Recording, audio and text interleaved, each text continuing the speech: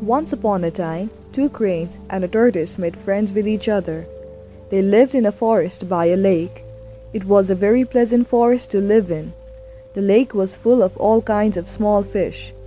They were easy to catch and tasty to eat, and the water was always fresh and very good to drink. Isn't it lovely to live together like this? How nice it is to have good friends.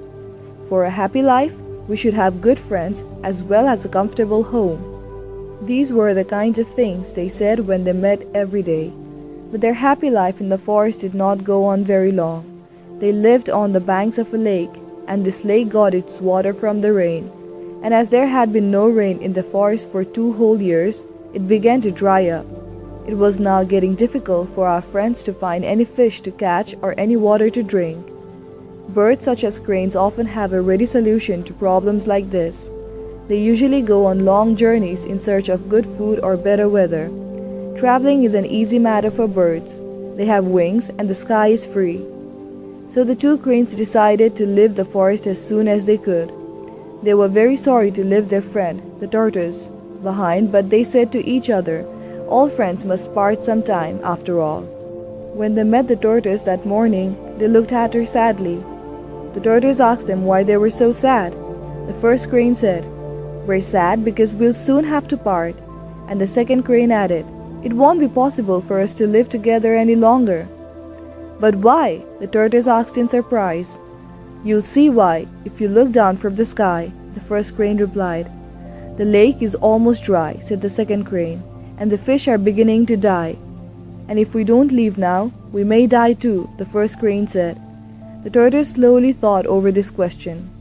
"Where are you going?" she asked the cranes. The first crane said, "We're going to another forest. It will be easier to find food and water there." "When are you going?" asked the tortoise. "We'll be starting in an hour's time," the first crane replied. "As soon as that?" the tortoise asked, slowly raising her head. And suddenly, she said in one breath, "I'm going with you." "But how can you go with us?" the cranes asked in surprise. "Why can't I go with you?" the tortoise challenged. "Don't you see why?" the cranes asked. "You can't fly." But that was exactly the reason why the tortoise had to go with the cranes. As she could not fly, it would be impossible for her to leave the forest by herself. If she was left behind, she would be dead before the rains came again. "Isn't it your duty to save a friend's life?" she asked the cranes. "Certainly," the first crane agreed. "But how shall we do it?" the second crane asked.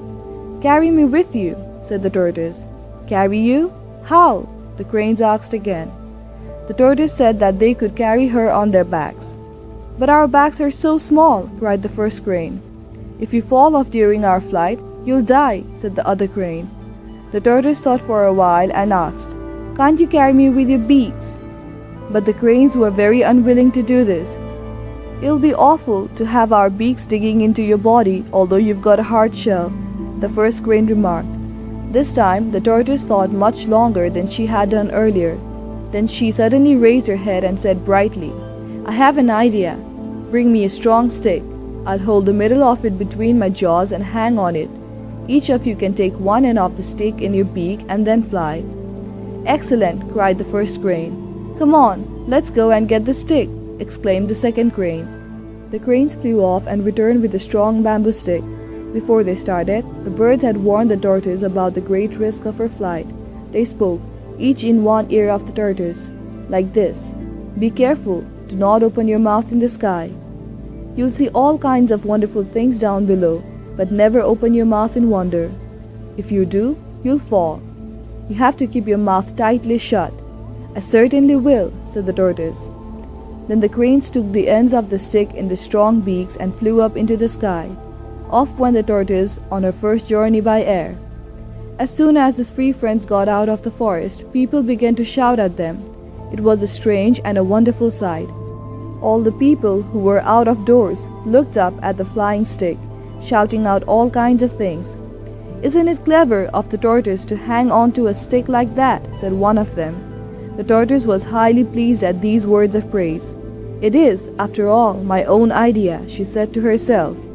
"The cranes are only carrying out my plan." The cranes were quite used to flying. They did not look down. They paid no attention to what the people said. But the tortoise was different. She looked at everything and listened. When they were crossing a field, some farmer said, "Isn't it nice of the cranes to carry a tortoise on a stick like that?" It teaches us an important thing. We can do anything if we do it together. It's a good example. Let's thank the cranes. Now the tortoise thought that this was very unfair to her. It was her idea, wasn't it? How could they praise the cranes for it? Forgetting what the cranes had told her, she shouted out, "It was!" But the unfortunate tortoise did not complete the sentence. The moment she opened her mouth, her jaws let go of the stick and she fell down, and down, and down. Some people say she died, but she did not. Tortoises have hard shells.